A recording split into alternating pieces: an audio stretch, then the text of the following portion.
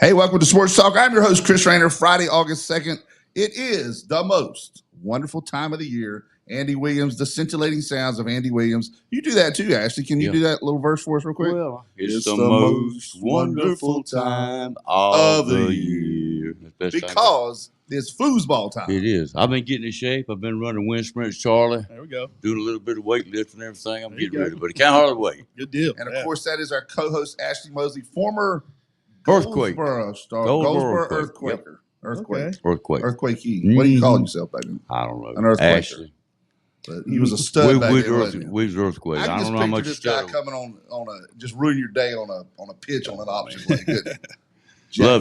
Loved it. Speaking of two that can ruin your day. Oh yeah, look at here. We might have possibly, if we ever do a varsity coach and JV coach competition, I want these two right here. Yeah. I got them. Got an East Carolina pirate over here. There we Zach, go. you play college ball anywhere? No, sir, but I went to NC State. I got you. He's a Good, Wolfpacker. good. I got you. Wolfpacker. So we got Charlie Dempsey, the head football coach at Southwest High School. Welcome. Yep. Appreciate you guys having us. Excited to be here. Zach Garvey, the head JV coach at Southwest High School and the defensive coordinator this year. Yes, sir. Yes, sir. Doing yes, double sir. duty. We're going to talk about that tightrope act here in a minute and Take a see picture how of the you- hair. You were undefeated Dark last year, trendsetters. weren't you? Weren't your JV's undefeated? Oh, we win 8-1. Okay. Win 8-1. Great. The one loss was to Jacksonville, right? To And they went Jacksonville. undefeated. Yeah. Unfortunately, So, it was a home game at their house, and they were there, and we got off the bus in body, but not in mind. Well, it was still a close game, though, It was wasn't a it? good Oh game. yeah, it was very close, 49-8. Very 49-8. close. Okay, I didn't go to that one. Okay, I missed that one. That was the one I didn't make it to. But We before didn't either. Before we go any further, let's hit our fine sponsors because the list is so long. But if you would like to be a sponsor of Sports Talk, there's always room for you. 910-346-2248. We'd love to have you on board. I had one Give this you lots week. of love. I wrote it in longhand. You see him? Ooh. I Law don't see Officer one John long. Drew Warlick. Oh, yeah. He's already corrected it and made it Oh, pretty. okay. Good. He's made it pretty. Without look, we got to give this guy props because he makes it run, buddy. No Chris, question about Hollywood man. it. Right. Thank you. All right. The law offices of John Drew Warlick, CNS Paint, Ron Choate and Victor Case, the Jacksonville Ospreys, Onslow County Motor Company, Fountain Management, Miss Sandra Fountain, Bartley Insurance Services, Mr. Bill Mercer, Humphrey Heating and Air Conditioning, Rock Creek Golf and Country Club, Golden Corral, Lane Associates Family Dentistry, Doctors Tommy and Kim Morgan, Jones Onslow EMC, your Touchstone Energy Cooperative, Barnes Diamond Gallery, National Dodge Chrysler Jeep Ram, Bayshore Animal Hospital. Don't forget their new location is now open at 623 East Sabston Drive in Swansboro, and Southern Touch Painting. Special thanks to Helen's Kitchen for them double cheeseburgers that are on the way. Good. We always like to mix that in. The Billy Bowls are awesome, but every now and then you got to have cheeseburgers in paradise on a Friday morning. I got you. They're on the way. Thank you for them. Billy Grissett and the crew for feeding the Sports Talk crew. The Wood Ducks Report is powered by Downey's Heating and Air Conditioning. Jason Humphrey, one of our great sponsors. Racing Report is powered by Onslow County Motor Company. Mr. Ben Beasley. Saw Ben yesterday. He's looking well, fit as a fiddle, selling cars right and left. Right. They just got in, if you're interested, a green Kia Soul with a frog on the back that'll wave to you with the back glass. You know, when the back windshield wiper's going. Oh, really? It's hot. I'll even put a little link to it because I took a video of it. That's you, Ashley. Yeah. The frog The mobile. frog or the kid. And the car is the same color green as I got the it. frog. It's like a Kermit mobile. Let's see. Welcome to YouTube and the Facebook world. We're worldwide. We do have a pocket right behind the Great Wall of China. We're here that watches every week. So they're tuned in today. And our YouTube thing is YouTube. What would that be called? You guys are techno guys. Is it a YouTube handle? Is it a YouTube channel? Yeah. YouTube at WSME Radio. And of course, live at freedom971.com. And all that's out of the way. Thank you to our fine sponsors. Support the sponsors that support Sports Talk. So without further ado, let's jump right in. 10-0 this year, right? Well, that's the goal every year. That's the goal. That's right. Go ahead and knock it out. Be done with it. Yeah, that's it. All right. We'll look through your schedule. We're kind of going to roll through it probably in the second segment. Tell us a little bit about who you lost, what you got coming back. Well, you know, the one thing we're excited about this year, I only had 9 seniors last year, and not every one of those were starters. So we have a good core group coming back. Probably as many returners that I've had probably in the last 4 or 5 years. It just seems like I don't know the way it hit. I say since COVID, it's like, man, it's like we lose a big group every year, and it's like we're inexperienced every year. So I think we got about 6 or 7 returners on offense and about the same on defense coming back. So. And then, of course, our JV crew for the last 2 years. Zach's done a great job. They've won the conference championship back to back. So, those kids are coming up with the mindset of, the culture, and that's a big deal. And I've had some good talent down there that I've left down there on purpose, like for that, because, I don't know if they would have helped us win any games on varsity, but, they were going to stay down there and help us win a championship. And get more experience. And get more experience. And at the same time, now they're expecting to win. And, and they're bringing that mindset to varsity. Those guys are excited. We have a great culture right now, in the locker room. The kids are talking. Everybody's excited about the season. And, so that's the big thing that I look forward to is, feel like we're so much far ahead at this point of the year than we were last year just because we got experience. Wow. Got experience. You got quarterbacks coming back. Yep. You got bevy of wide receivers, from what I understand. Yeah. Is it going to be Air Dempsey this year? Well, I mean, if 300 yards passing the game? Yeah, I might throw it, 5 or 6 times instead of 2 or 3 times. So, yeah, I guess, we're going to double our passing attack. It's funny because I remember back in past years, especially, South has always been a running school. Coach Wall, Coach Padgett. Back in the days, I remember Coach Padgett would go to 7-on-7 tournaments and just hand the ball off. I mean, why practice passing? Just practice the run. A tall sweep, that counts as a pass, right? Technically, yeah. if you fling it forward, which I guess you can. What kind of numbers you got, Coach? Well, we're right around about 35 to 40 on both JV and varsity, which is roughly, around 70 to 80 in the program, which is about where we're at. I mean, we're closer to 80, which is good. We feel comfortable with that. I think our JV numbers, we're going to have some more JV kids come out probably when school starts. That's usually the case. We usually give them freshmen a little more leniency. Some of those kids, show up and didn't know about it or whatever. But for the most part, our varsity numbers are pretty set. I think we're right about 37 or 38. Well, your depth is improving a little bit then. Yeah, and you remember a couple of years ago, we kind of coined the nickname the Dirty 30 because we had about 30. It was really less than that. It was about 27, 26. And, you start getting into the low 30s, and it's what people don't realize. 5 or 6 kids makes a difference. It does. Especially when you're trying to practice. I remember the last couple of years playing Jacksonville. It was a close game first half, no question about it. Yeah. And later on in the game, you could tell that the depth may be a part of the problem or whatever, but they play them hard first half every year I've been there. Yeah, it makes a huge difference. And that's always kind of been our deal with Jacksonville is knowing, we go into that game knowing, they're going to have the numbers on us, and so we try to train for that. But that first game of the season is, I try to tell kids all the time, it don't matter how many wind sprints I run, you got to come here and practice hard. I was like, because you can run as many sprints as you want, but it ain't going to get you in game shape. Until you get to about the third quarter and you realize just how hard it is to play an entire game. It's so that's one reason I'm excited that we're going to have we're actually going to have 3 scrimmages this year. Who you scrimmaging? We're starting off. We're going to head down to Whiteville, and we're going to meet Whiteville. It's a tough 2A team. Hogger and Lane is going to be there too, so we're going to get a little bit from them. And then will you scrimmage all 3? Yeah, that's the plan. We'll probably get a little rotation there, cool. And get a little taste of all 3 of them. So that'll be good competition for us. And you give us a good look at Whiteville, who's going to be a team I think we'll probably see deep in the playoffs, and then we bounce right back on Tuesday. We're going to have Trask and I believe Northside's coming to that too. Yeah, I'd heard you guys had added Northside too. So that'd be good. Yeah, well, from understanding, I haven't got it confirmed, so I don't want to sit here and say it. Which you can ask Coach Paul, but I've texted him to come on the show. He won't text me back. I don't like it. I'll put that out there, kid. Text me back. I'd love to have you on the show. No, what happened? We'd set a scrimmage with Trask on that for the 13th, and then I don't know, it was about 2 weeks ago. Their head coach had contacted me, said, "Hey man, we made a mistake. I scheduled you guys for the 13th, and my AD scheduled Northside for the 13th." And I was like, "Well, hold on now." I was like, so he was like, "You mind if they come too?" I said, "No, heck yeah." I said, "The more the merrier." So he was supposed to reach out to them, and so I believe they're coming. But regardless, I know Trask is going to be there. Coming to your place? Coming to my place, okay. Yeah, for scrimmage on that Tuesday night, the 13th. And then we turn right back around on Friday, and we're going to be at Dixon.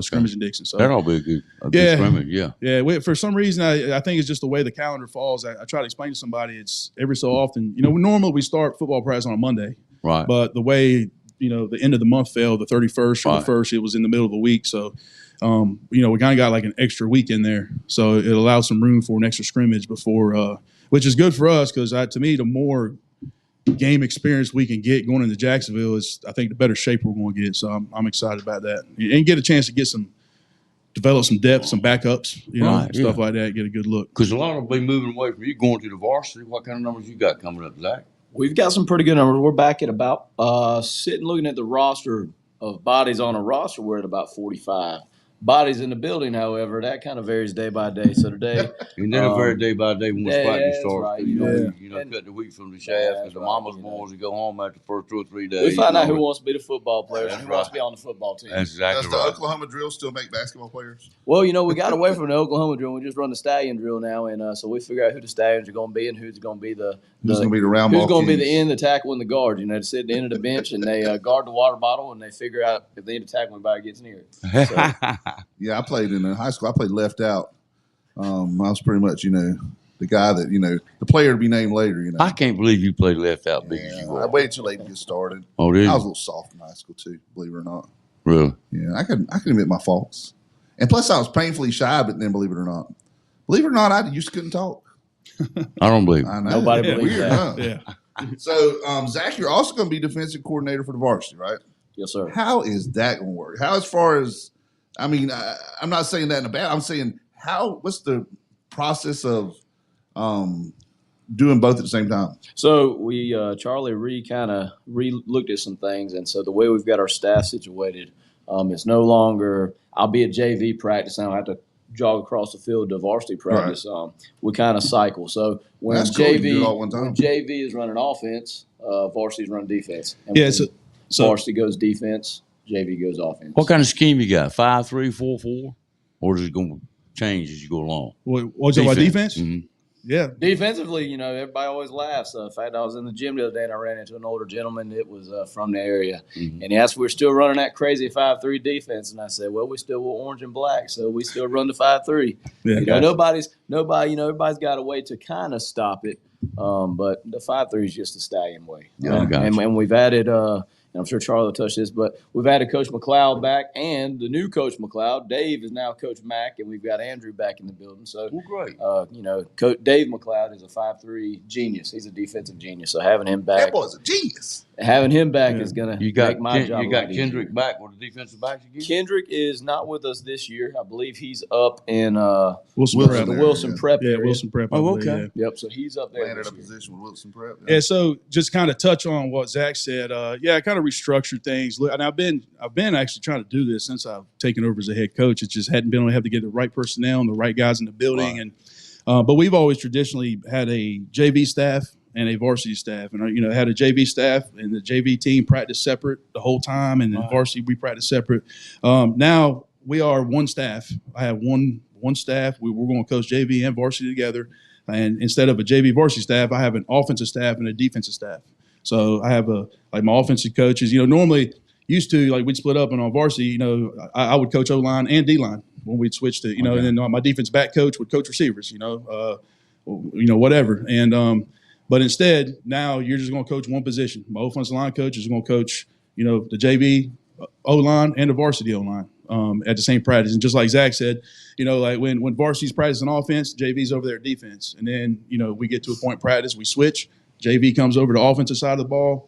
Varsity goes over to defensive side of the ball. So that's one thing I really think is going to help us in consistency in the program. Continuity, cohesive, working together. And our whole staff, we all buy in together instead of kind of being. We had a little division. I feel like it kind of and just I think that's common going to happen.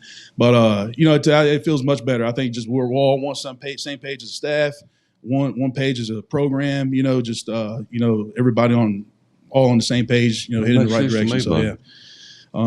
But to answer your question about the defensive backs, Breon Hall, we've stepped. Breon's our head basketball coach, and he was the defensive back coach on JV, and he stepped up. And he's done a great job this summer with working with those kids, so I think they're in good hands. Feel confident about all the positions we have on staff, and just like we were able to get, like Coach Garvey said, we were able to get Andrew McLeod back. We lost him to Kinston years ago.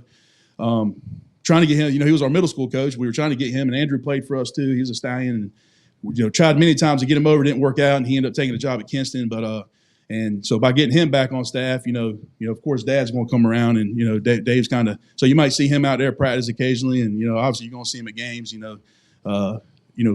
just out there checking everybody out. So it's good to kind of feel like we're getting everybody and some of these former Stallions all back together. So Great. Now, I can see Coach Dave McLeod and Ashley having a long, lengthy conversation over many, many, many topics. You're the same personality, old school.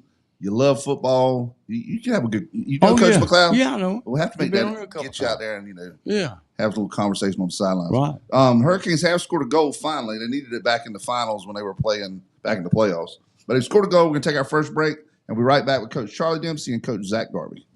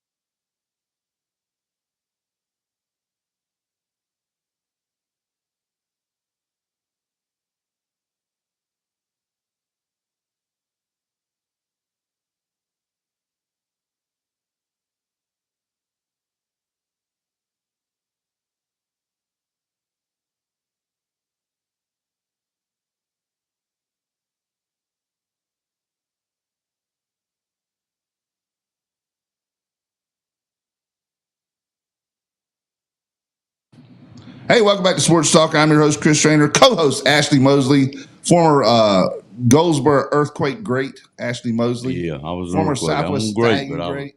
I'm with Goldsboro High School. Nothing great about me, yeah. You great, man. Love Thank you, buddy. And it's always a treat to have you on the show. It I makes the enjoy show so doing much it, man. better. A lot of fun. And we have two former Stallion greats, Charlie Dempsey. Now, that's some great right there. You graduated in 2000. Yep. So you're on the 99 team was your last team. That's right. Zach Garvey graduated in 2013. So you're on the 2012 team. That was your last one. How's that from memory? Both of y'all played in state championship games. I mean, when we were in school, man, it was just everybody wanted to get to that point. And you guys have both been to that point and played in those games. Yeah. What's that like? I mean, give us your experiences. We'll start with either one, whoever wants to go. Well, go ahead, Zach. Well, yeah, I brought it up with the boys yesterday when I was doing our Tuesday meeting. And, I told them, I said, you have 130 days left of football, no matter which way you look at it. If you go all the way or if whatever. Football ends in 130 days for a state of North Carolina 2A state championship. And I asked them, what they thought the feeling was. I said, and you build it up and then you practice on Thanksgiving, and that's a whole experience, and that's a whole feeling. It's the best turkey you ever ate because you're still playing football. And then you win that game, and you remember the temperature and that smell, and you realize that we're on a charter bus and we're heading up towards Raleigh. And you get to Raleigh, and you're in the locker room changing, and it's this magic feeling. At the same time, you don't really fully embrace it.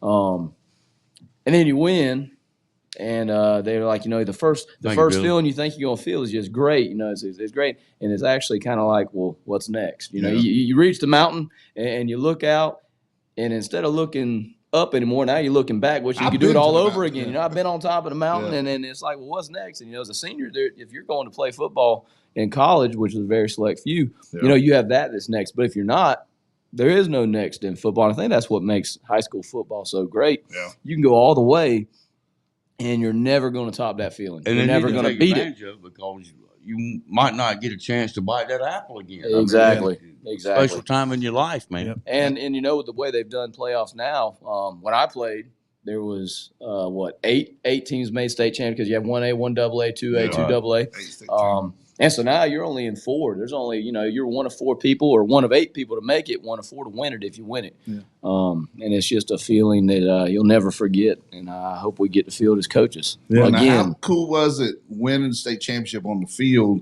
of the school you ended up going to? Diehard Wolfpack. Now that was at the time. Did you know you'd be going to state? At the time, I didn't really know because I state's a bunch of brainiacs and I just had a brain. So I didn't know I had been waitlisted at that point. Wasn't that a line from the Wizard of Oz or something? Yeah. I don't know. I'm not a Wizard of Oz guy. It just come out of me, But at the time I was waitlisted, so I didn't know if I was going to be there, if it was my one trip, and I'd be visiting again as a fan, not a student. But then it was always kind of cool when I'd go to the games, be able to tell people, hey, I was on that field playing, and they'd say, yeah, sure you were. You showed video, man. And I did. I was showing pictures. I had to. That's the cool thing. One of the coolest things I remember about that video, the McCloskeys did it. Remember? Yeah. Yep. Is Charlie sitting there holding back that Stallion crowd wanting to come on the field, wanting to bust loose, having to hold them back before the start of the game. You were there as coach. You were there as player. Just a cool time. And of course, NC State's dear to our hearts because 2 of the 4 state championships from Southwest were NC State. Yeah. One was at Carolina, one was at Duke. Yeah. Now, in your case, you played at Carolina, on the field at Carolina against High Point Central, a team that was probably and arguably the best in the state that year, in my opinion. Yeah. Then you go into your college career at East Carolina. So that wasn't your last game. You know what I mean? Yeah. It was bittersweet. You wanted to win it and everything, but you knew that you had did you know at that time you were already going to East Carolina or did you sign later? Yeah, no, I'd actually committed to East Carolina when I was a junior. Now Carolina came in at the last minute. They tried to steal me, my senior year, but I'd already committed, and I was excited about where I was going. And you got to remember, man, East Carolina they were the winningest program in the state at that time. Why'd you pick East Carolina? Steve Logan. Okay. Yeah, they're like, why'd you pick East Carolina over Carolina? And I'm like, well, because we whooped up on Carolina. We beat them. We beat every team in the state. And we had a young David Garrard quarterback, and we had some young talent there. And my signing class, we had a lot of number one, players. There's a bunch of players went on to play professional ball. Yeah, so we had a good. It was an exciting time. But no, to answer your question, I think obviously knowing going on that I was going to continue playing was one thing, but high school. I tell people all the time. High school football is just different than anything else. When you start to get to college, it becomes a little bit more of a business. It does. You grow up playing with these guys. My offensive line, we played together all through middle school. Like those 5 guys. I mean, it's a bond you have. 6, really. Yeah. Because you had the alternate. I mean, I hate to say alternate because he was kind of interchangeable. Yeah. But it's, kind of like Zach said, it was, our big thing was like, and I tell, teams like this, hey, we want the state to tell us when the last game for us is going to be. We don't want another team to decide for that. For us. We want the state to tell us. And that the only way that is when you get to the state championship. There ain't no more games after that. That's right. But for us, I think it was just we just wanted to play as many football games as we can because we loved it. Yeah. We just loved being around each other. We loved the locker room. We just enjoyed football. We enjoyed our teammates. Like it was a bond, that was just real special. And that's one thing I look back on is compared to college football. And don't get me wrong, I had some good bonds with some good buddies and friends I met, but it just became more of a kind of business, mindset. Whereas in high school, man, it was just you're growing up with, buddies you grew up with, your whole life, and some of your best friends of your life that and to this day, I got a handful of guys on that team I call right now, and they'll be here. Right, and the whole team's closer in high school than it is. You got 22 players, whereas in college you got 4 or 5 guys hanging around with these guys. Yeah, 4 or 5 guys. You got 120 guys on the team, man. Right. There's still guys that like, man, I see guys all over the country. I see guys in the locker room. I don't know that guy's name. Like, Oh yeah. The high school crowd you grew up with, the other ones comes from all over the country. You bond as a team in college, but it's just not the same as being the kid you grew up with. Well, it's like I touch on every year with the guys when we start talking about football, and the feeling.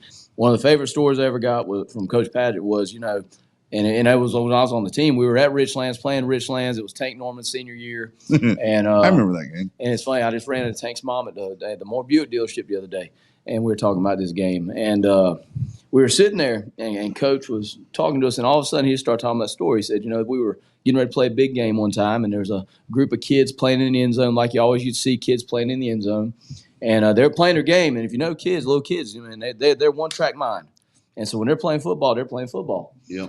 And he said that they were walking into the stadium, and all of a sudden the kids just stopped, and they were looking, and they said, "Here they come!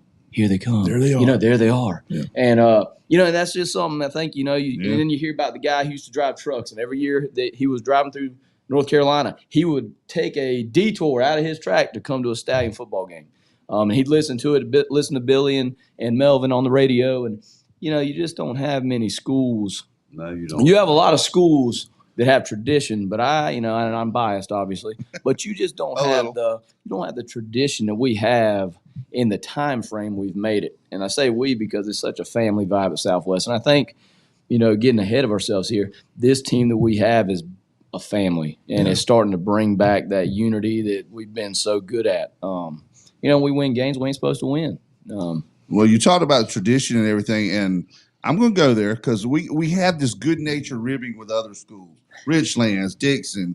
Right now, arguably, I don't care what anybody says, the two best programs in Onslow County history have been Jacksonville and Southwest. Mm-hmm. Arguably, which one's best?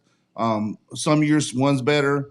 When you look at state championships, obviously 4-1. But we pick on each other and we joke, but it's because that's just that good natured ribbing. One time I was arguing with Mike Irvin, and he said, we're the Kings now, stuff like that. I said, well, we got 4 state championships. He said, well, we got a state championship too.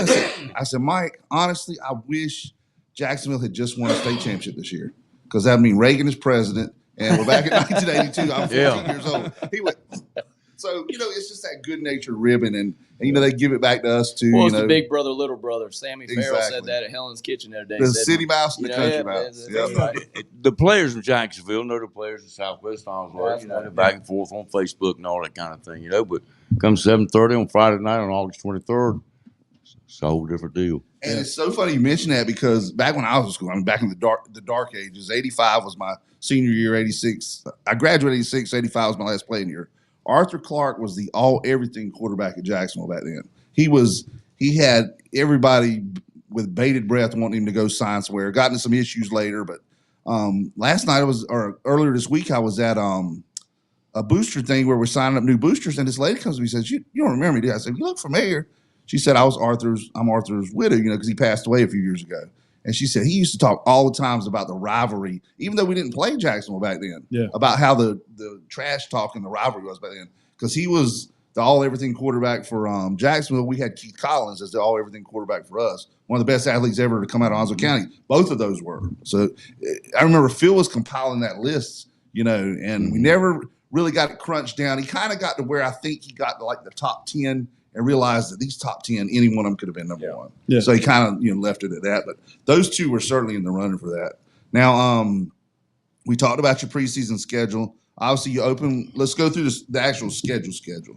Open with Jacksonville. Yep. That's August 23rd. And it's such a weird year because we're starting July 31st practice, but the first game ain't till August 23rd. It seems like it's later. That's what we were talking. It's kind of odd. And that's happened. It don't happen often. It's been a while since it's happened, but you get some extra time in there, which for us is good, because to me, I think we need extra time to, with the more work we get, and like I said, they get that extra scrimmage in for us, it only benefits us, of getting in conditioning and gain shape. Well, back in the day when I was playing football, we started September. Really? Yeah. Like when school started? Yeah. After Labor Day? And back then, school didn't start until after Labor Day. Yeah. That's right. Now, we talked too about, you talk about Jacksonville and Southwest, the ongoing thing. Well, obviously, Southwest pulled a lot of players from Jacksonville when it was built. Same thing Northside did. Whiteoak probably not as much because they've been around a long time. Yeah. But when Southwest was built, we're always wondering, why didn't somebody have the foresight to put the home side in the shade? Because it's the same thing at Jacksonville. You go to Jacksonville games and the home crowd Sun is all bacon. over, yeah. Yeah. And then we realized what it was is back in that time, you played games at 8 o'clock. Yeah, Right. they It didn't play- matter. that's Yeah. right, So sure nobody did. really thought about it, I guess. Yeah. But I'd love to be on the shade side, wouldn't you? Yeah, that'd Yeah. be nice. It's definitely an advantage. Especially in August, September. All right. And speaking of August 23rd is opening night at Jacksonville. So that means you guys will open August 22nd at home at the At Corral home. against Jacksonville. What's the Cardinals loaded again, from what I understand? Well, yeah, you got to expect them to be. Obviously, Juju, Yeah, probably play of the year. they got some key seniors coming back, and then their JV team was very good last year, and like I said, man, Bo does a great job. He's got a system, he's got a program rolling. I mean, they are, they reload, and that's a sign of a good coach and a good program, and we're trying to get back to that. We've had some, and I feel like we are. It's like you said, it takes time, but. Year in and year out, Jacksonville's always going to be good. And like I said, a lot of respect for Bo. Like me and that's one reason. Like we talk all the time. Like we love playing each other first. It's a good, it's a good for us to come out the gate to play a tough team. And like I said, I tell guys all the time, man, we could go out and play some cream puff team and start 1-0 and feel really good about ourselves, Right. but not really get a good true test of where we stand. And so we know we're going to right off the bat have a good test and kind of expose what we need to work on the rest of the year. And it's could be a good test for Jacksonville because Yeah, of it the is a good rivalry test, and the competitiveness it's been the past years. We need to get some wins on our side a little bit to make it more of a I rivalry. mean, We got to get it it's back. not a given that Jacksonville's going to win a football game. Well, that's what we want. We understand it. And I'm sure Bo's aware of that too. Yeah, I remember a game just a few years ago. It was like 6-0 in the fourth quarter. Yeah, it's just the the attrition. I mean, I was in. Irv always hates when I mention this, but having half the kids, you got a lot going both ways, and Right. sometimes it's tough in that hot weather. But that's part of the game. Yeah. Now, talking about the stories, and you're talking about cream puffs, it made me think of an old story where Lake Mesquite had called down here to Northside. You know the story I'm talking about. They called Northside wanting to had an open date and wanted to schedule Northside for a game.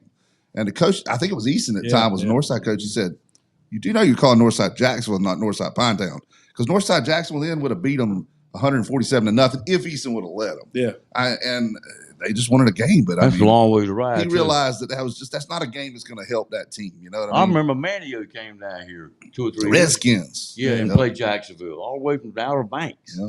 God. The old Andy Griffith stomping grounds up there. Now, looking at this, your opening 3 games, all against bigger 3A schools, about double the number of size kids you got. That's a great start to get your kids ready for the conference schedule. Well, and here's the other thing too, man. I'm a firm believer that we got some good football in Onslow County, and I'm gonna play local teams. I don't want to travel 3 or 4 hours to go play teams. Why should I? We have some good football here in Onslow County. It's good for Onslow County. It's good for the fans. It's good rivalries. That all just builds football in this area. Like why should we not be playing each other? I don't see why every local team in this area is not trying to schedule each other. I think it's a good thing. I know there's some open dates that we'll talk more about that after the break because we need to go to our second break here. We'll be right back with Coach Charlie Dempsey, Coach Zach Garvey of the Southwest Stallions. We'll be right back on Sports Talk.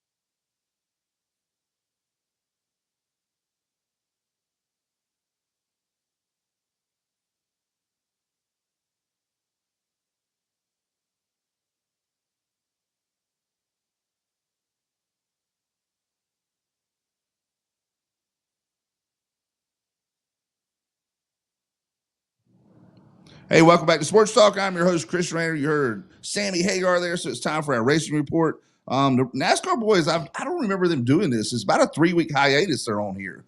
They're on about week 2 of the hiatus. That's a SAT word by there. Actually, week 1. Can you spell it? Hiatus. H-I-A-T-U-S. No, H-A-Y. No, it ain't no Y. A-T-U-S. That's hey you. Hiatus. That's hey you. Oh, okay.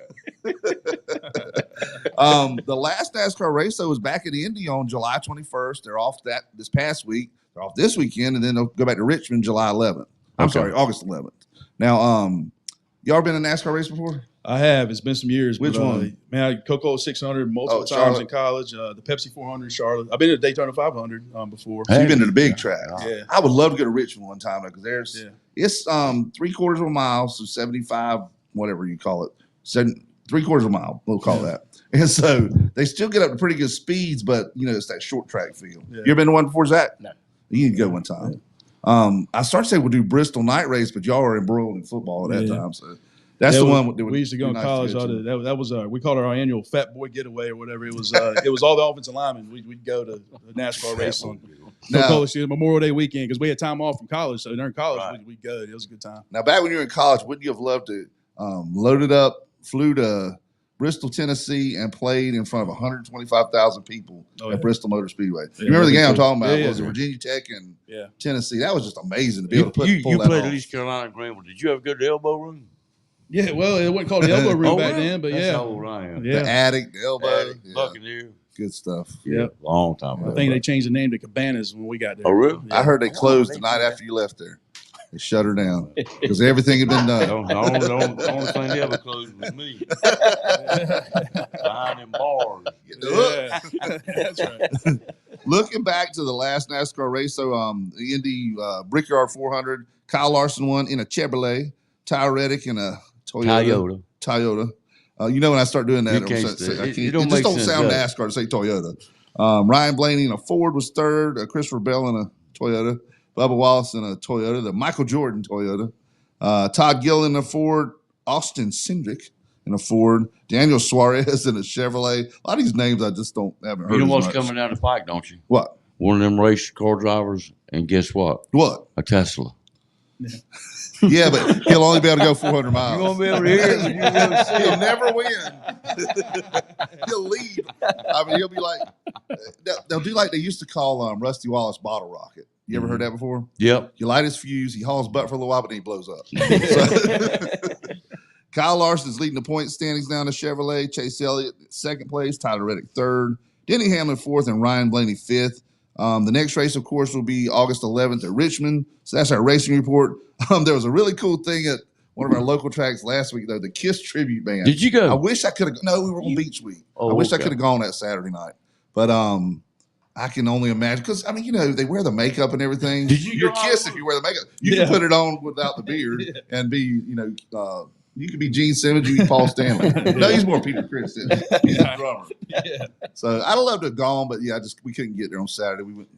My wife made me go to the beach that Saturday, so I went and had a great time. I'm sure you did. I feel all Great relaxed lady. now. Oh, Deborah Inglet Raynor. Deborah Inglet Raynor. Deborah Lee is what she goes by Oh, now. okay. We were both Thank named you for after. turning the boy loose. We were both appreciate in that time in the South where you were named after General Robert E. Lee. Mhm. Everybody had the middle name Lee. Right. Deborah Lee, Christopher Lee, we have the same middle name. Ain't that nice? Ain't that Well, let me sweet? tell you a little story about my name real quick, okay? My mother did name me after Ashley Wilkes from Going with the Wind. I was the only Ashley guy around for years. And I told a girl one time, I said, yeah. I know several now. I know a lot of them now. I told a girl one time, I said, yeah, my mother named me after Ashley Wilkes from Going with the Wind. I said, but I look like Clark Gable. She said, you wish. I'll start to say, I remember the movie and I just don't see it. That's what she said. And I'm not knocking you because I have a face for radio. Knock I've been on, baby. I've been told that many times. And Me first and time you I heard both. it, face for radio, that means I'm ugly. So anyway, I'm good. All right, let's jump back in the schedule. We'll do it until it's time for our next break. Right. We talked about Jacksonville, then you got another 3A Onslow County team, Richlands, and 3A White Oak. Yep. Going to the Lands again this year. Yeah. They were there at Southwest last year. What's Pat got cooking up there? We're gonna find out in a couple of weeks because we're going to their scrimmage. But Well, I mean, once what do they again, like to run up there? Yeah, I mean, once again, you got 2 3S schools and 2 coaches that have come in and turned some things around and got some success going, and 2 guys that understand what it takes to be successful, and they put things in place, and they've had the support from their principals and stuff and got it going. So anytime you face a school that's got numbers that big, they got that many numbers, they're going to have some athletes in there. Oh, yeah. Oh, yeah, no question. So that's always dangerous. And then you got a coach in charge that understands what to do with it. You better be ready. So, it ain't like the days of old, where, like I said, we were all the same size, and those guys have done some good things there, and it's going to be tough. Those first 3 games, 3A schools. I mean, it's going to be tough for us just number wise. But like I said, that's a challenge we're excited about. Our kids, I mean, one thing we, traditionally is that's always, playing those 3 schools. I mean, we played them. I think White Oak, we played more than anybody on the schedule. So Yeah, we've never not played White Oak. Jacksonville, White Oak, then Richlands. Yep. No, Jacksonville, Richlands, and White Oak. Yeah, Richlands and And White Oak. Richlands, of course, has some high quality H2O up there. As Bobby Boucher would say, that's the town of perfect water. So they got that going for them. That's right. Yeah. Town of perfect water. Yeah. Then after Richlands, you got September 6th, you got White Oak coming in. And before we leave Richlands, though, the first 2 JV games, those are as big a gates sometimes as some of the varsity games. With Jacksonville and Richlands, I know there's some schools would kill to have that kind of turnout, for a varsity game. Obviously, the 2 varsity games will be huge too because they're, such big rivals. But JV wise, what y'all do with Richlands last year? We beat them. I don't remember the score right off the bat, Okay. but we did beat them. And then you got White Oak coming in, their first home, or Southwest first. I say I got to be partial. Southwest first home game is September 6th against White Oak. I do want to mention before we go any further, the helmet. Man, that thing looks good with that chrome horseshoe on it. Remember, you went with the orange for a year, the kind of the throwback. Yeah, we had a for few years. several years, and it looked really good too. But some of that black looks good. And tell you a little story about that. I like going back to the orange just because we've been back for a while, and orange was, we call ourselves the Orange Crush, and that was kind of a nickname we've had for years. And so I went back to that, but here's what happened every year trying to recondition helmets. I got a different color orange back every year. Yeah, like I have like a peach looking orange, and then I'd have like a neon orange, and Tennessee orange. And y'all probably couldn't tell from the stands, but for me, it drove me crazy. And it was like the guys couldn't get it right every year. So I was like, you know what? It's hard to screw up black. So I went back to black, and I found chrome. I found that chrome logo, and it looked really pops and looks good. I think the song says "Black is black. I want my baby back." Right. Remember that song? Yeah, I remember. All right, we're gonna take a quick break. Pitney. We'll be right back. Yeah, we'll be right back for our last segment with the coaches from Southwest Onslow. I'll tell you a sad situation. I went to the game last year. I'm not from Kansas. I'm from Goldsboro, but I live right outside of Kansas, a place called Fallen Creek.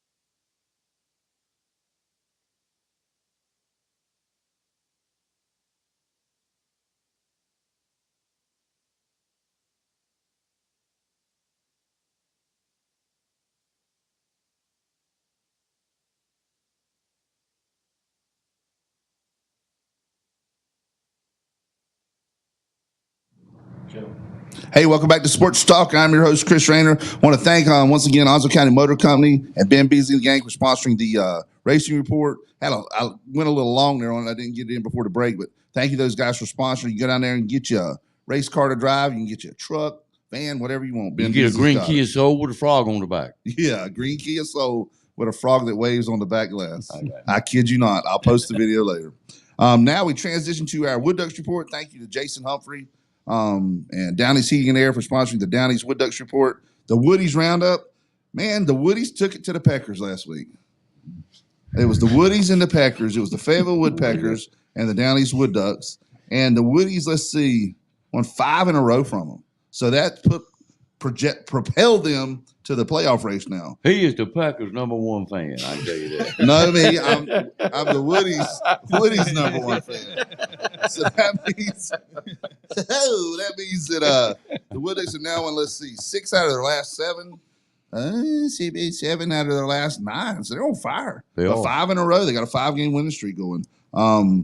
At Augusta this week, and then they'll be back home next week against the Myrtle Beach Pelicans. There's nowhere to go with that, is there? Okay. The Myrtle Beach Pelicans. Close, but no. Starting Tuesday, August 6th, Myrtle Beach. Yeah, right. Actually, you're right. Tuesday, August 6th, they'll start a 6-game homestand against the Pelicans. So that'll be your next chance to see them at Granger Stadium, still at Augusta this weekend. So if you want to travel to Georgia this weekend, Friday, Saturday night, Sunday game, take in the sights.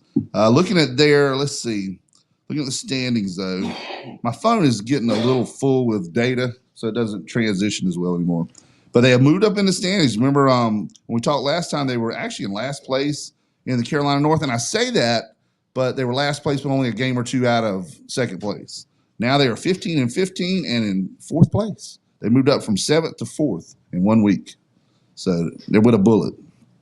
And it looks like Carolina Mudcats won the first half, so the Downey's Wood Ducks do actually have to win the second half over Fredericksburg. Fredericksburg wins. That means that it's them and the Mudcats in the playoffs. So hopefully the Wood Ducks can. Looks like, let's see, they're 4.5 games out of first, but man, you win 5 in a row. It don't take many winning streaks like that to get you back up in the standings. Right. Mm-hmm. So Downey's Wood Ducks will be back August 6th. Granger Stadium. They have 3 more homestands, so make sure you check them out some. Unfortunately, and it's a pun, I know, the Wood Ducks swan song this year, leaving Kinston. You're from up in that area. I mean, is all the people kind of upset, obviously, about losing the minor league team? Well, somebody will come in there eventually, maybe a year or two, but I still think there's a slim possibility they may play one more year. I just don't know. That's always out there, and we've heard that if Spartanburg doesn't have their ducks in a row, we're hoping that Spartanburg moves like Rock Hill did with the Panthers. Well, it all depends on the Build hurricane half a season, stadium that and then sort of quit. thing. I mean, it could happen. They have a bad storm down there, delay construction Oh, no, of the we don't stadium. want that all that. No, we don't. But wish that would bad cause on a delay. them. He's of not putting a Kinston Maloik on them. Evil a curse, a voodoo curse. But thank you again to Jason Humphrey and Downey's Heating Air for sponsoring the Woodies Roundup. And now we're going to transition back to high school football for the rest. Actually, let's do this real quick before we finish up on your schedule. Our favorite thing, this day in sports. All this stuff happened on an August 2nd at one time or another. We'll jump right in 1928, in the first women's Olympic track event, American sprinter Elizabeth Robinson equals her own record. We ought to boycott it. Anything that's got to do with 12.2. the Olympics on here. Every bit of it. I guess it's 12.2 seconds to win the 100-meter. Now, with me, it'd be 12 minutes to do the 100 meters, but with her, 12.2 seconds, that's strolling pretty good. Yeah, it is. To win the 100-meter gold in Amsterdam, the Canadians Fanny Rosenberg and Ethel Smith were a dead heat at 12.3. Yeah. All right, Charlie. All right, 1930, New York Yankees first baseman Luke Gehrig drives in 8 runs with a grand slam and 2 doubles in a 14-13 win over the rival Boston Red Sox. Hey, have a day, kid. That's not a bad day's work right there. Not at all. That's a season for some players. Yeah. All right, Ashley. 1961 PGA Championship, which, by the way, back then was match play. In men's golf at Olympia Fields Country Club, Jerry Barber wins his only major title.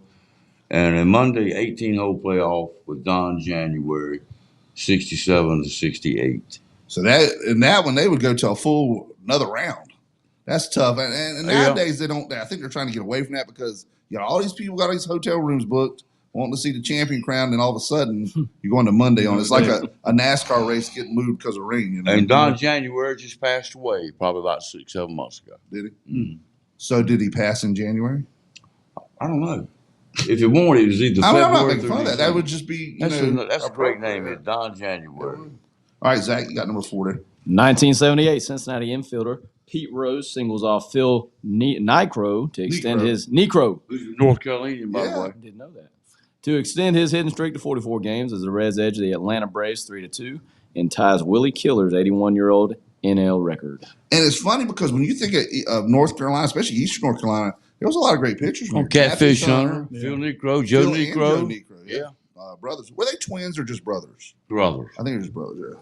And there was another one, and I can't remember it now. Who was the other one from this area? We'll think about it maybe as it comes along. But, all right, let's get you guys' opinion. We get everybody else's opinion when the name pops up. Pete Rose, Hall of Fame. Let him in. Yeah. No question about it. I agree. In 1984, U.S. men's gymnastics team scores an emotional upset win. I can just see them now. Over the world champion Chinese team in the combined event to take the gold medal at the Los Angeles Olympics. And you remember, of course, that was one of the political Olympics back then because of all the boycotts and everything going on with the Iron Curtain. You guys may not remember that actually. That was 2 years. That was 10 years before I was born.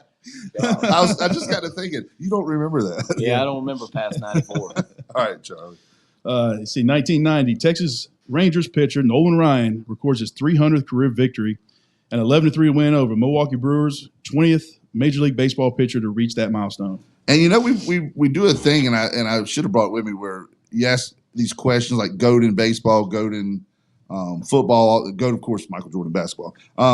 But baseball is the one that kind of has a ton of different answers. Yeah. And really, you can make a case that Nolan Ryan, even though he didn't hit, because he was such a dominating pitcher, he had 7 no-hitters? Yeah, he's a stud. They don't make him like him. And the last one was in his 40s when he pitched no-hitter. Oh, yeah. And his strikeout record is like 5,500, something like that. Yeah. It won't be touched because pitchers, they pitch 7 innings now and maybe 8 seasons. Yeah. So I just I've don't never see seen that. anything beat in my life. Can arm get tired that quick? Not Nolan Ryan's. Have you ever seen him in person?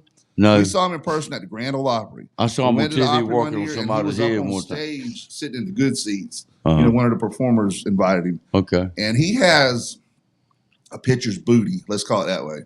His lower body is where he got all his strength from. Yeah. Power, He yeah. just- he would bring it, buddy.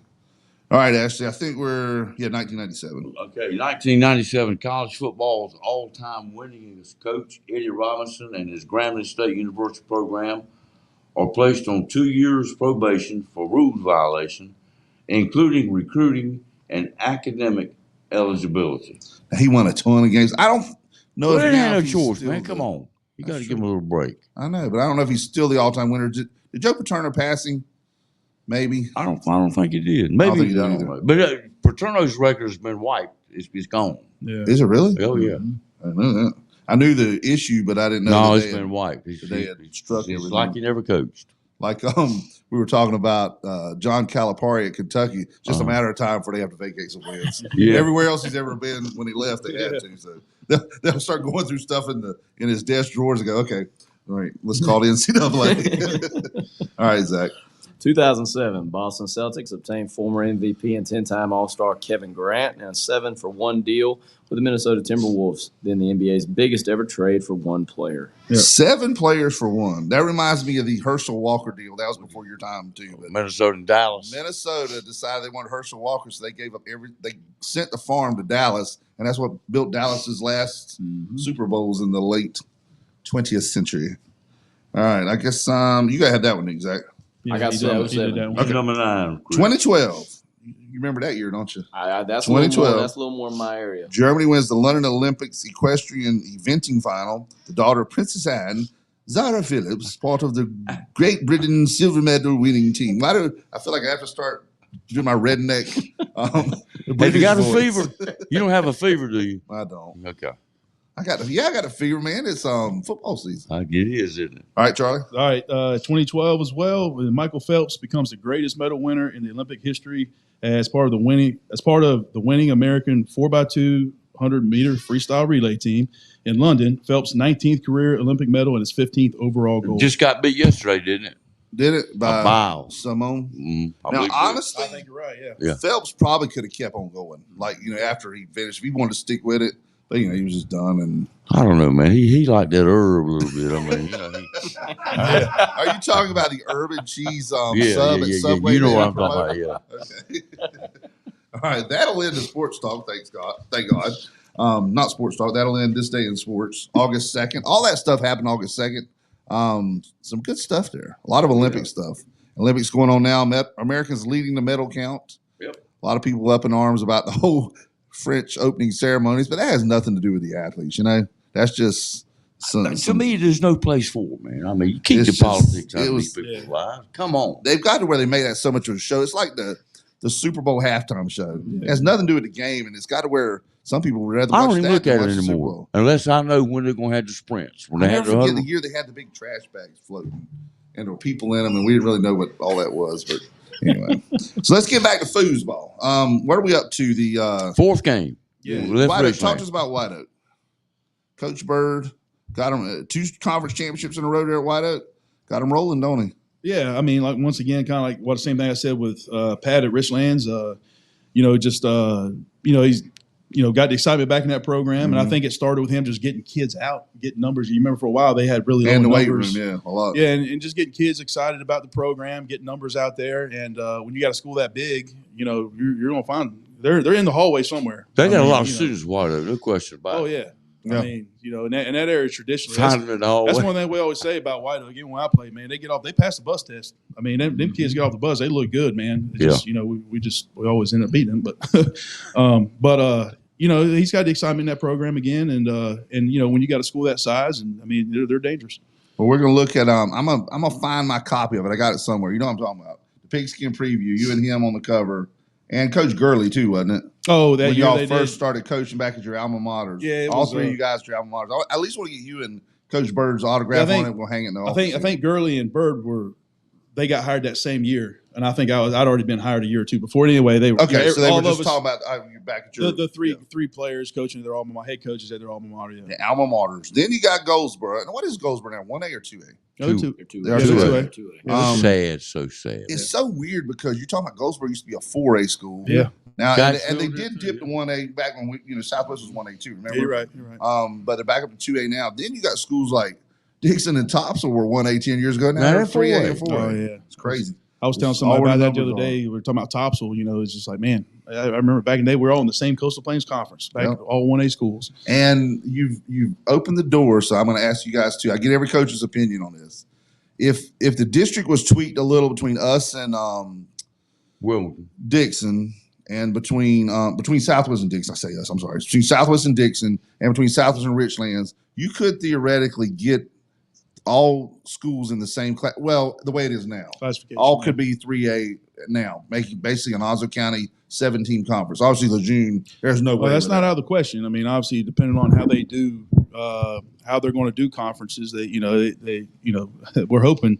I mean, because we want that. I mean, I think, like, once again, it'd be great. Like I talked about, I think it'd be great. Everybody. It's great for fans. And it's not just football. What you got to take into consider. Think about that Tuesday night basketball game. Where the kids, they're staying right here in Onslow County. Yeah. They ain't got to travel an hour and a half away. I don't understand. I just don't get it. Yeah. I don't understand. It was the craziest thing. And I hate split conferences, but unfortunately, from what everybody's saying, the other coaches, and you may know more about this too, when they go to this 8 classification, they think it's going to make more split conferences because of the divisions. I've even heard talk about it's possible you could have 3 divisions in one conference. Well, so say a 3A, 4A, and that may happen. So what will happen is you'll have districts. You won't have conferences. You'll have teams grouped together playing, and which is what happens in Virginia, in Georgia, and some of these other big time places. Now, I hadn't heard it explained that way. They don't necessarily have. They geographically create a region, and then you play the teams within that region. So you might have 2 or 3 state champions out of that same district. Yeah, you know what I mean. They just might be different sizes of schools, if that makes sense. Now, in order for that to happen, and I've heard this, everybody might make the playoffs. Like everybody. Why not? Well, there's 8 classifications. Yeah. I mean, the state's is. going to keep probably 6 rounds. They're not going to take a round out because if they do, they lose money. They get the gate money from the playoffs. That's right. So that may be what happened is because if we're in a Onslow County conference, we might still be a 2A school. Well, some of these schools might be 5A. I mean, that's 3 classifications higher. I've even heard it was possible 6A. Yeah, that's what Bo said last week. Yeah. Now, you talking about splitting it, and when does subdividing start for the playoffs? I know they don't do it now, but what was the first year? Was it like 2002 or? Yeah, it was 2000. It was 2000. It was after 2001 because, like I said, it was after 2000. Right. I think it might start 2001. I can't remember, but because when Zach was talking about that, when we played, there was only 4. Right. You know. But here's the thing, and this is what my point is going to be on this. Say you were subdividing back in '99 when you guys were in the state championship. Yeah. High Point Central will obviously be big 2A. They'd have been 2. We'd have been little. And really, they were 3A numbers at the time, but it hadn't been reclassified yet. Yeah, they jumped up. So they'd be big 2A. Y'all probably were little 2A and had a chance to probably be state champions that year if it was subdivided.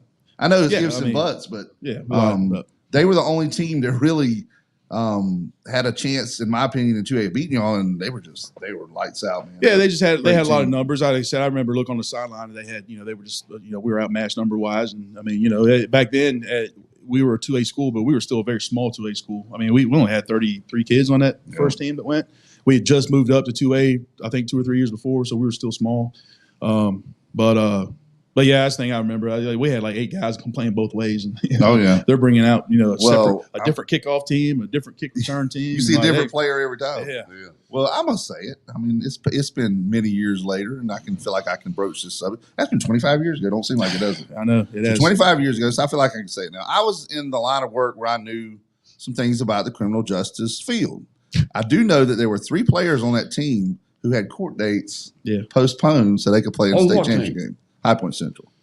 Phil Patches used to say all the time that them people that ran the west part of the state, you don't know what. If you got a judge from there, hey, let's postpone this. He said he one guy played. He had to be at least 25 years old. And I know I might have some people pick on me about that, saying, "Oh, you're just making up stuff." But I'm pretty sure it was their quarterback, their fullback, and one of their tailbacks, and they ran triple option. So that kind of makes a difference. Well, Raynor, you told me one time you went to a football game one time, and offensive lineman was wearing an ankle bracelet.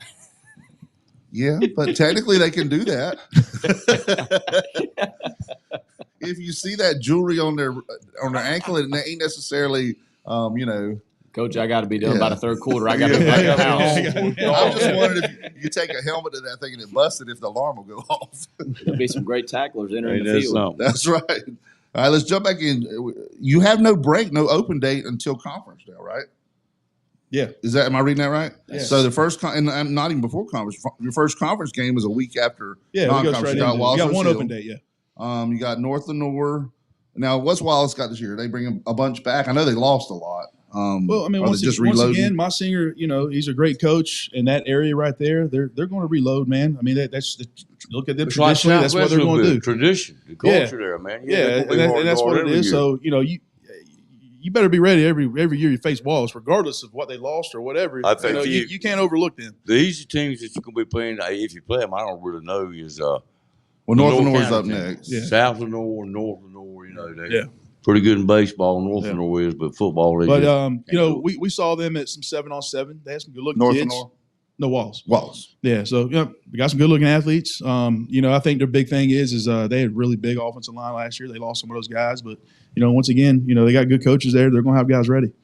Then you'll be home against North Lenore the 27th at Kinston. So still no open date. No open date's not till right before James Kinston. Oh yeah, you only got 2 games after the open date. So you got at Kinston, then South Lenore coming in on October 11th for homecoming. Yeah, and then you got the open date after that to prepare for probably two of the better teams in the conference. James Keen and East Dupin, right? South Lenore, I know their coach just left, their head coach, so they're I don't even know if they filled that spot yet. Now, are all the other coaches the same in the league as far as you know? Yeah, as far as I know, everybody's still the same. Yeah. James Keen, the Tigers, they'll be coming in, or actually be going to James Keen on the 25th of October. James Keen. Yeah, they had a lot of sophomores last year on their team. They should be good. A little bit better. So we'll see. Then, of course, finished up with East Dupin. That'll be senior night, November 1st. That's about right. Sometimes it gets, like November 6th or 7th. Yep. Be at home. East Dupin, East Dupin. And then, playoffs start. And this year, still 4 classes, right?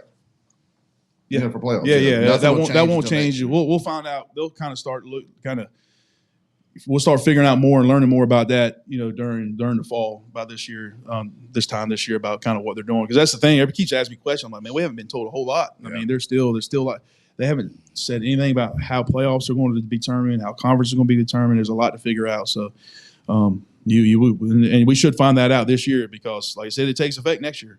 Yeah. Now you're the first coach. We've had coaches on, but you're the first one since the first day of practice this past Wednesday. Yep. The 31st. 31st. I was trying to say the 31st, last day of July, which is kind of weird anyway. Yeah. So the first day of practice, Coach, how was the atmosphere? It was Kids good. ready to roll? Good. It's they were buzzing. They were ready. They were running. We had a great session defensively, great session offensively when I got to glance over there and check it out. And a lot of energy, and they did so good during the drills and our pursuit drill defensively. We didn't have to run them afterwards to get it out of them. They put it out on the When drills. can you start hitting? That is next Tuesday. So that's in a couple of days. All right. And a lot of times the schools in the Southwest did it. The Midnight Madness, where you can have a practice on, like, say, a Friday night, then Saturday morning at midnight 30, you can start hitting. But there's really no need to do it now on a Tuesday. That's on a Tuesday. I don't know if we had too many people show up on a Tuesday night. You got to work the next day. So Yeah. Well, personally, I don't have anything going on the next day.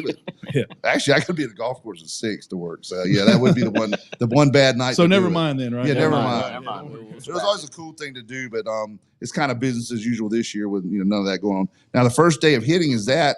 So the first scrimmage will be that Friday, right?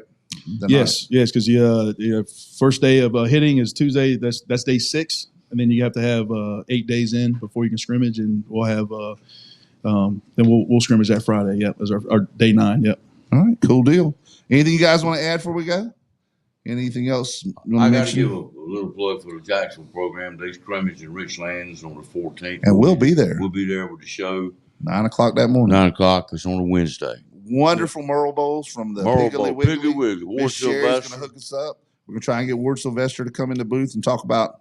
He's had a huge, and everybody knows Ward up in the Richlands area. He always had a huge influence on sports up there. A huge backer of sports in the Richlands area. So we'd love to get him in. He's always been a sponsor. Love here. to have him. Love to have him in the booth, and we'll get with him and try and get him in. I tried to get Miss Sherry from the deli. She don't want to come and be on the air. Just make sure if you she's just can, gonna if you bring got the to pull up delicious that Merle way. Bowls. They have the concession stand open this year. Yeah, we'll talk to They missed $1,000 last year. You're probably right, because everybody was hot. Everybody wanted to drink. Nothing to drink. Yeah, if nothing else, if you have cold drinks, that would help. Cold drinking water. That's right.